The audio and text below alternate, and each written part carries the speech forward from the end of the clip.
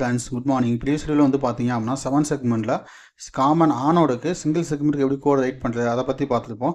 இந்த வீடியோவில் வந்து பார்த்தீங்க அப்படின்னா அதே காமன் ஆனோடுக்கு சிங்கிள் செக்மெண்ட் வச்சு single segment 2 segment 3 segment 4 segment எல்லாத்துக்குமே காமன் டாஸ்க்காக நான் தரேன். ஓகே, ஆனால் நம்ம சிங்கிள் செக்மெண்ட் நடத்தினால அதை நீங்கள் ஒர்க் அவுட் பண்ணால் தான் உங்களுக்கு வந்து புரியும். அப்படிங்கிறதுக்காக என்ன பண்ணலாம், இந்த டாஸ்க் வந்து தரேன். இந்த டாஸ்க்கு வந்து பார்த்தீங்க அப்படின்னா 7 செக்மெண்ட் சிசி டாஸ்க்குன்னு இருக்குது. இதை வந்து நீங்கள் என்ன பண்ணலாம், காமன் ஆனோட தான் யூஸ் பண்ணிக்கிங்க. ஓகே, இது வந்து மிஸ்டேக் இருக்குது. ஓகே, இந்த டாக்குமெண்ட்டில் வந்து மிஸ்டேக் இருக்குது, அதை வந்து மாடிஃபை பண்ணிக்கிறேன்.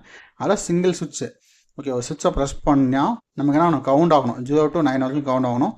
ப்ரெஸ்ஸிங் ஏ சிங்கிள் சுவிட்ச் increments the display from 0 to 9 each plus English the value. Every time என்ன பண்ணணும், ப்ரெஸ் பண்ணி ரிலீஸ் பண்ணால் மட்டும் தான் வேல்யூ வந்து இன்க்ரீஸ் ஆகும். நீங்கள் ஒன்ஸ் ப்ரெஸ் பண்ணி விட்டோன்னே ஆட்டோமேட்டிக்காக இன்க்ரிமெண்ட் ஆகக்கூடாது.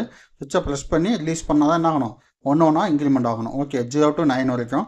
அடுத்து வந்து பார்த்தீங்க அப்படின்னா 2 சுவிட்சஸ் increment and head increment. Okay, இப்போ எனக்கு என்ன ஆகணும், இன்க்ரிமெண்ட் பண்ணணும் அப்படின்னா சுவிட்ச் ஒன்று வந்து நான் ப்ரெஸ் பண்ணேன், இன்க்ரிமெண்ட் ஆகணும். ஓகே, 7 செக்மெண்ட் டிஸ்பிளேல வேல்யூ 1 by 1 இன்க்ரிமெண்ட் ஆகணும். எவ்ரி ப்ரெஸ்க்கு வந்து என்ன ஆகணும், இன்க்ரிமெண்ட் ஆகணும். சுவிட்ச் 2 வந்து நான் ப்ரெஸ் பண்ணேன் அப்படின்னா இப்போ வந்து என்ன ஆகணும், ஒரு 5ன்னு இருக்குது. நான் வந்து செகண்ட் சுவிட்சை ப்ரெஸ் பண்ணேன் அப்படின்னா 4ன்னு வரணும். அடுத்து நான் ஃபஸ்ட் சுவிட்சை ப்ரெஸ் பண்ணால் 5ன்னு மாறணும். இல்லை நான் செகண்ட் சுவிட்சே வந்து நான் ப்ரெஸ் பண்ணுறேன், அப்போ என்ன ஆகணும், 4ல் இருந்த வேல்யூ வந்து 3ன்னு மாறணும். 3ல் இருக்க வேல்யூ வந்து 2ன்னு மாறணும். 2ல் இருந்துட்டு எனக்கு என்ன ஆகணும், எகைன் 1ன்னு மாறணும். 1ல் இருக்கப்போ நான் ப்ரெஸ் பண்ணேன் அப்படின்னா 0ன்னு வரணும். 0ல் இருக்கப்போ நான் ப்ரெஸ் பண்ணேன் அப்படின்னா என்ன ஆகக்கூடாது, 0 விட்டு வேறு வேல்யூக்கு போகக்கூடாது, 0விலே இருக்கணும். அடுத்து நான் வந்து இன்க்ரிமெண்ட் பண்ணுற பட்டன் ப்ரெஸ் பண்ணேன் அப்படின்னா 1 2. இப்போ நான் எத்தனை டைம் நான் ப்ரெஸ் பண்ணால் அது இந்த மாதிரி வேல்யூஸ் வந்து இன்க்ரிமெண்ட்டும் இன்க்ரிமெண்ட்டும் நமக்கு ஆகிட்டு இருக்கணும். ஓகேவா. அடுத்து தேர்ட் டாஸ்க் வந்து பார்த்தீங்க அப்படின்னா 3 LEDs அண்ட் 1 சுவிட்ச். ஓகே, 3 LEDs இருக்கணும், ஒரே ஒரு சுவிட்ச் தான். 7 செக்மெண்ட் டிஸ்பிளே கண்ட்ரோலில் இப்போ டிஸ்பிளேஸ் வந்து என்ன ஆகணும், 0வாக இருக்கப்போ எல்லா எல்இடியும் ஆஃப் ஆகிடணும். இதில் வந்து 3 LED அப்படிங்கிறப்ப ரெட்டு க்ரீன் எல்லோ அது வந்து நீங்கள் எடுத்துக்கங்க.